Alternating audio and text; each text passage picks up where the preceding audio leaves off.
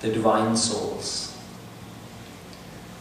We're continuing with this series on the philosophy of the Bhagwad Gita. Thus far we've covered the first 12 chapters.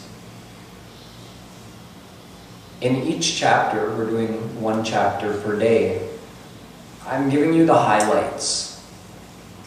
The Gita covers many, many topics, as it is the essence of the Upanishads, which are the essence of the Vedas. Veda is so extensive. In totality, it's 1 lakh mantra, 100,000 verses of the Vedas. All of that Vedic knowledge is condensed into 1,180 Upanishads, which sounds like a lot, but it's a very small percentage of the overall Veda, only about 6%. And the essence of all the Upanishads is in the Gita, in only 700 shlokas. So the Gita is a very condensed knowledge, and you can say everything is in the Gita. All the philosophies are in the Gita, for all the different, just like Vedas is known as Kalpataru. Whatever anyone wants, they want Swarg, they want Narak, they want this world, they want the divine world. Whatever they want, Veda tells you how to get it. You do these wrong, this is the dharma. You do these wrong actions, don't follow the dharma, okay, go to Narak. Follow dharma, okay, go to Swarg. Do a mix of good and bad actions, come back to this world. Surrender yourself fully to God, go to the divine world. Enjoy divine bliss. So Veda tells everything. All of that knowledge is condensed into the Upanishads with a focus on God realization.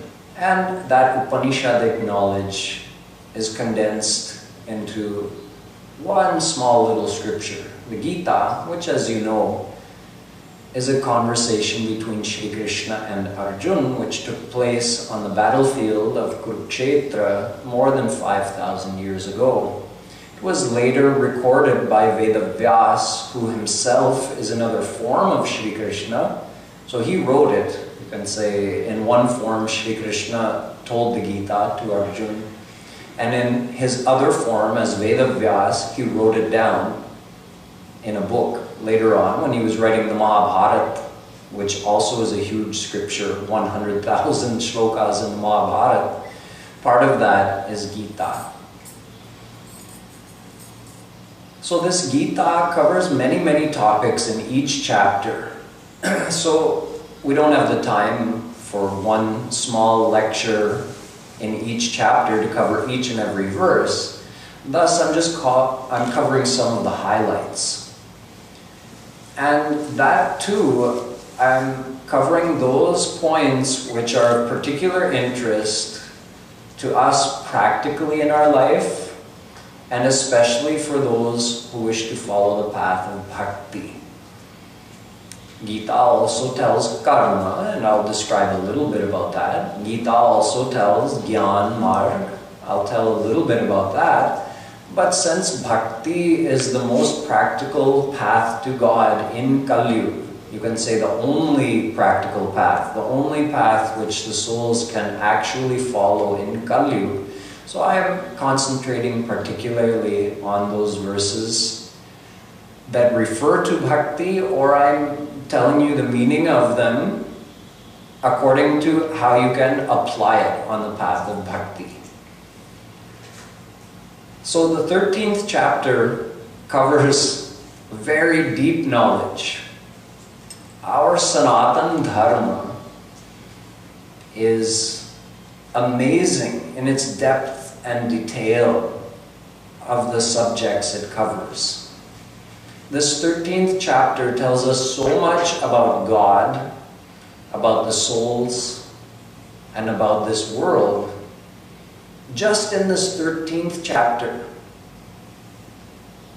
that I don't think you could find so much information anywhere else. Meaning in our Hindu Granth, yes, of course, Vedas, Upanishads, but anywhere else, there's no such detail. Not about the world, not about God, not about souls. Today's topic is a little bit intellectual. It's probably, of the remaining 6 chapters we have to cover, today's topic is the most intellectual. So I'll do my best to make it digestible for you and understandable and rememberable. But it'll take a little bit of concentration from your part. In this, Shree Krishna is only describing about these 3 things: God, the souls, and Maya. We say Brahma, Jeev, Maya. He's doing it with some different terminology. In the beginning, he starts using the words Kshetra and Kshetragya. Kshetra, he says, Idam shariram kaunteya kshetra mityabhidhiyate. He says in literal words, the kshetra, which kshetra literally means the field. The kshetra is the body. Arjun, know that the kshetra is the body. We'll go into more detail, don't worry. You'll understand what he's talking about. Then he says kshetragya. So gya means the one who knows. So kshetragya, the one who knows the kshetra. So what is that? He says, Arjun, I am the kshetra. Kshetragyam chapi mam vidhi sarvakshetreshu bharata.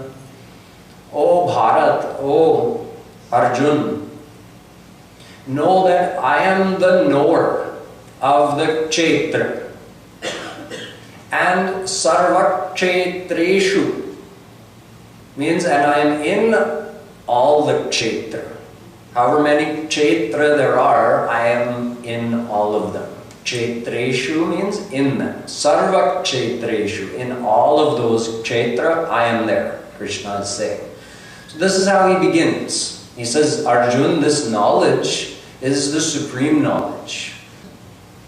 If you know this, if you understand this, there's nothing more for you to know, and you'll never have to be reborn again.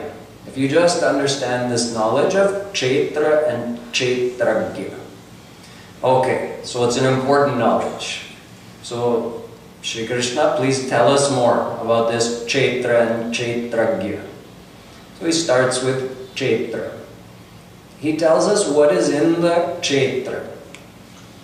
Mahabhutanyahankaro buddhiravyaktamevacha Indriyani dashaikancha pancha chendriya gochara.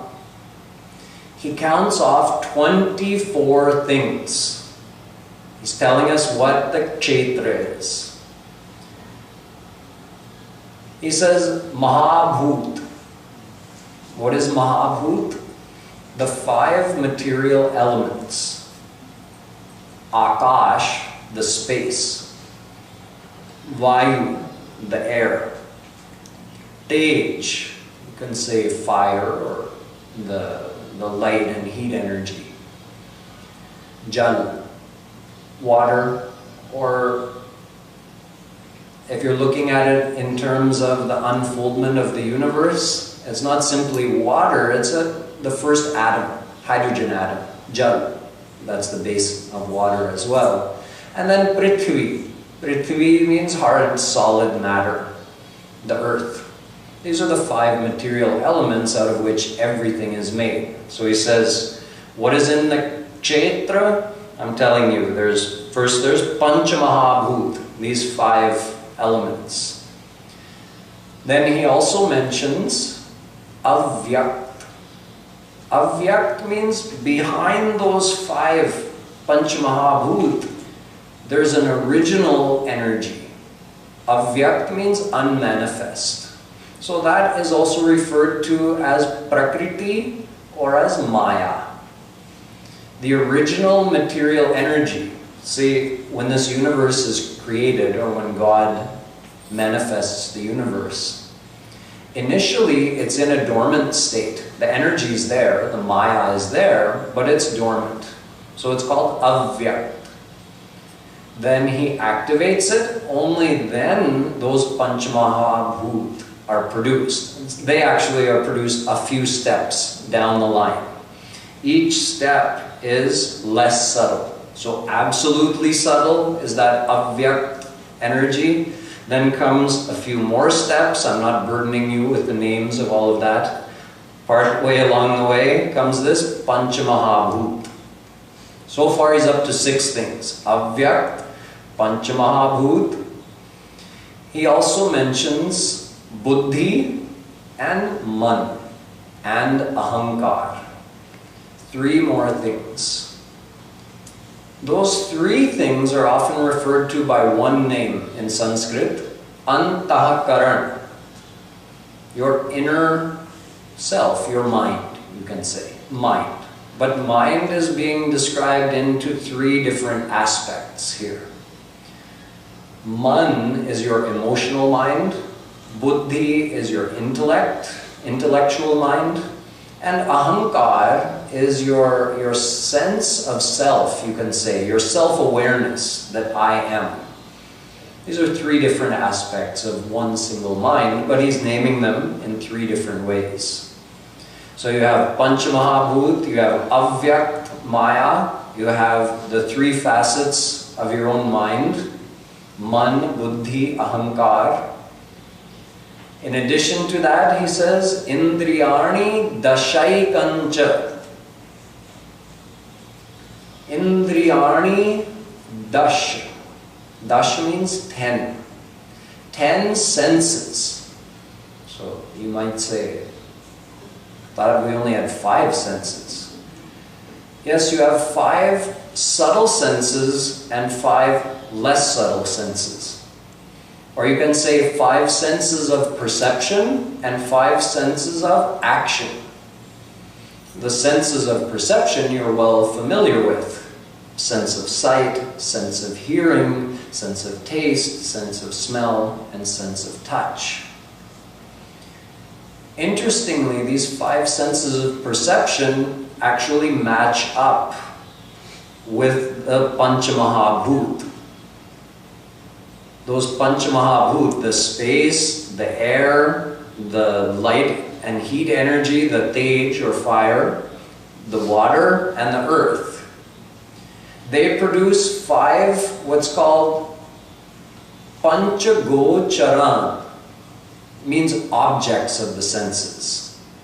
And then 5 senses to experience those 5 objects of the senses. So in the space, sound can travel.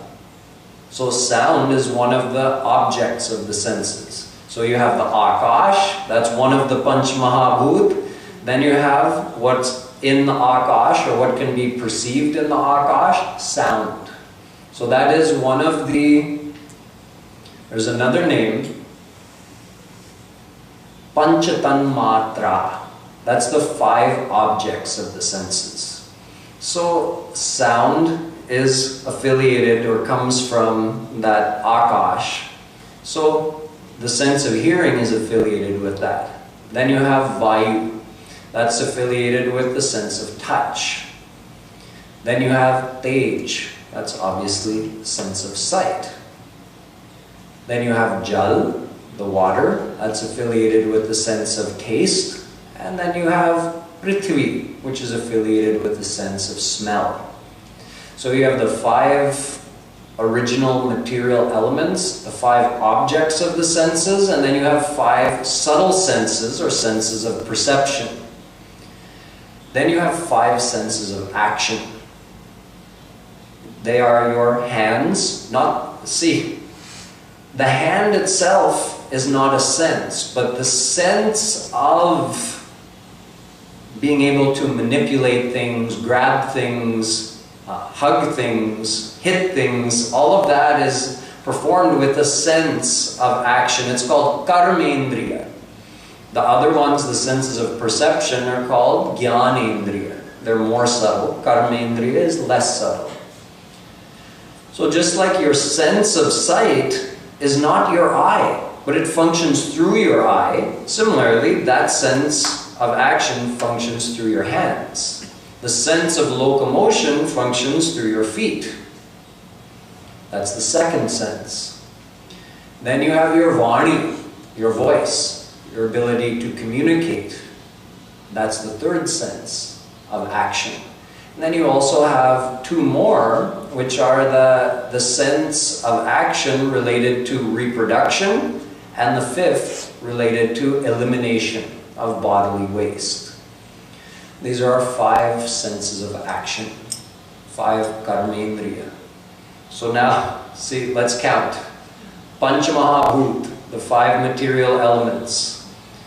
Then you have the 10 senses, 5 senses of perception, 5 senses of action. We're up to 15. Panchatan matra, the 5 objects of the senses. Now we're up to 20. Then we have man, buddhi, ahankar, the 3 facets of our mind. We're up to 23. And avyakt, the original material energy, that's 24.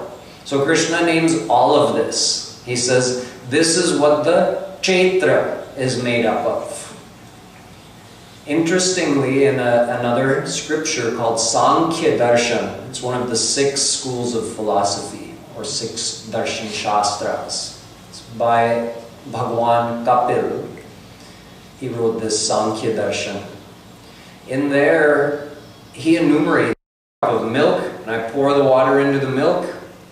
The water and milk mix, but the water didn't become milk, and the milk didn't become water, yet the two are so much together now you can't separate them. So the mind is adhyast in the soul, like that, like water in the milk. Your mind is just with the soul, like that. Soul has the potential to think, perceive, and experience on its own, but it can't do so without the mind. And a good way to understand this is, think of your sense of sight. This lens you have, your cornea, that lens is an integral part of your ability to see. But it's not the only part, right?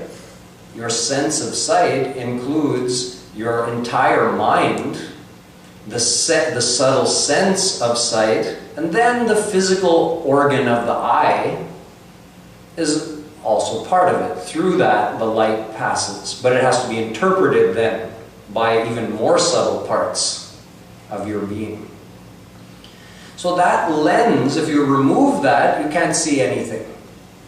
But the potential to see is there, right? You're here, you've got an active mind, your sense of sight is intact. You're just missing the lens. Put the lens in, you can see. So see, the potential to see is there, you just need that one little lens. Similarly, the soul has the potential to think and know and understand and experience. It simply needs the mind there as the final piece in order to be able to do it.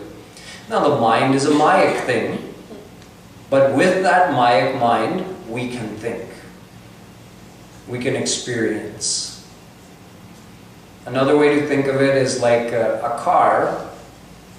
The engine's pumping, the pistons are pumping, it's driving the drive shaft. That connects to the axle. I don't know if they still make cars like this nowadays. Now imagine that connection to the axle is not there. So, once you connect it to the axle, then the drive shaft is going to spin the axle, and that's going to make your tires go. So let's say that connection was broken. The engine's still pumping, pistons are pumping, all that potential kinetic energy is there. But without that final connection, you're not going to go anywhere. That's like the soul without a mind. The soul's alive, it's your true identity, and you have all this potential to perceive and experience everything, but it can't happen without a mind. So during Mahapralaya, since the mind is Mayic, the mind becomes dormant, so during that time we still exist, but we're not aware of anything. Without the mind, you can't even be aware of your own existence. So we need the mind in order to do anything, but the problem is the mind is Maya. So we can only experience Maya things, even though our true desire is for divinity. Our true desire is for divine happiness. Makes sense. Our soul is divine, so we want divine happiness. Our body, senses, and mind are material, so they can enjoy material things.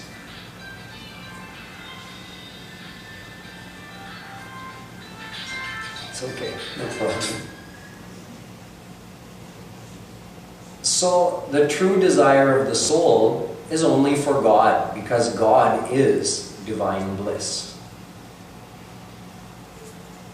But how will we ever experience God when we have no means? How are we going? He's divine. We don't have divine eyes. It's very simple. He told us in the Gita, in the 11th chapter, also in the 10th chapter, he said you need divine eyes to see Him. You get those eyes by surrendering to Him. You get divine eyes, or you can say divine eyesight, by surrendering to Him. He says to Arjun, when he's talking about the mind in the 10th chapter, you surrender, I give you a divine mind.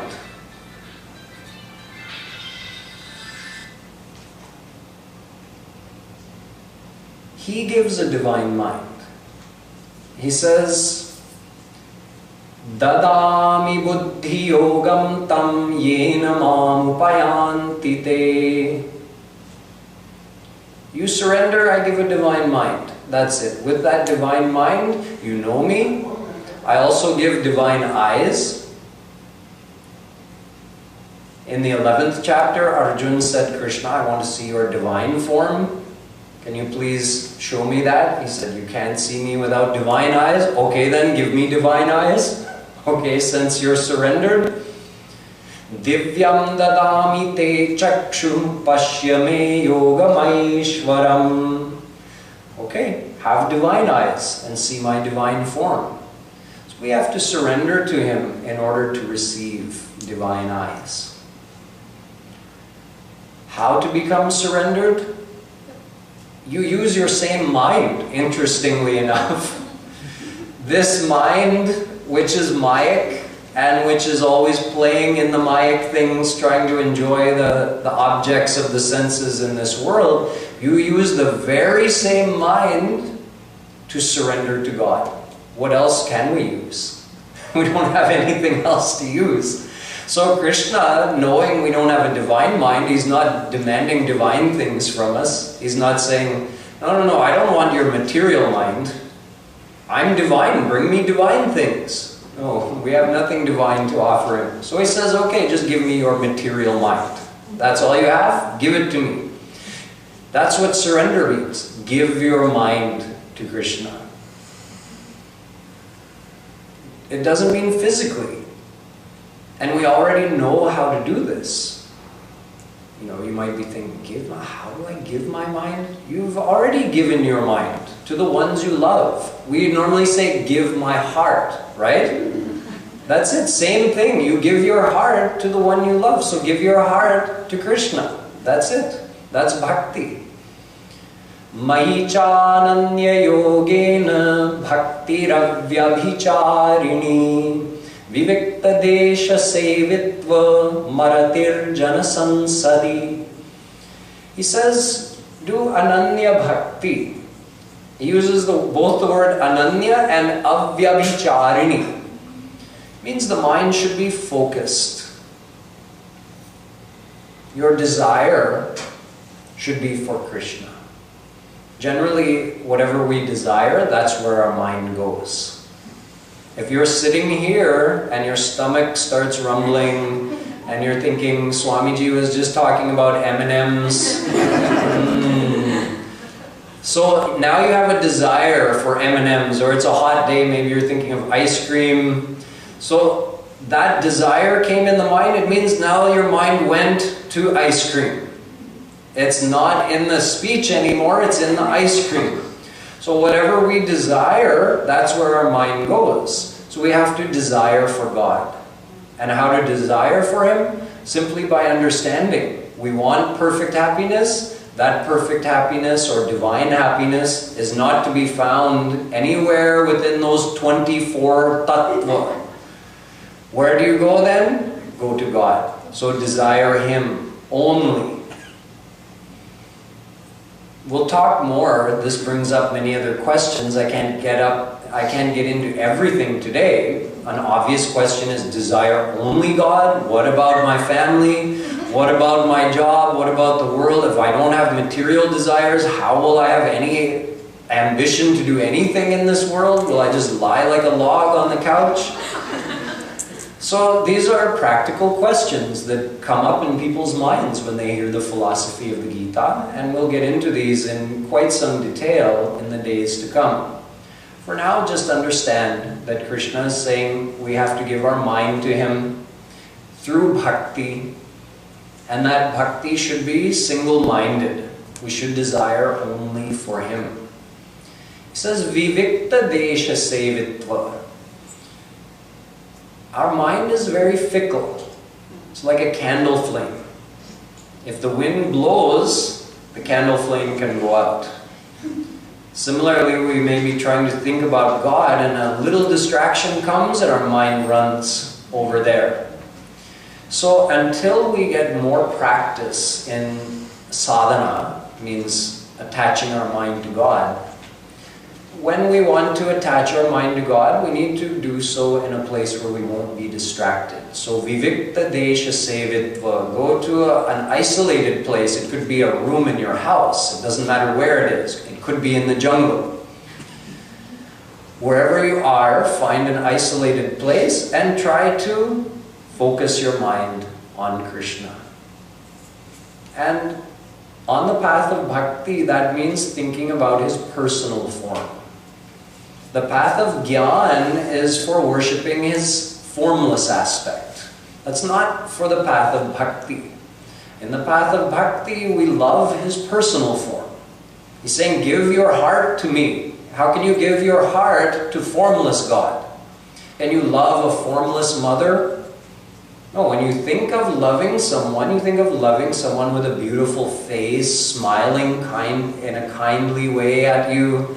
That's someone you can love. You can't love a formless energy, even if it is God.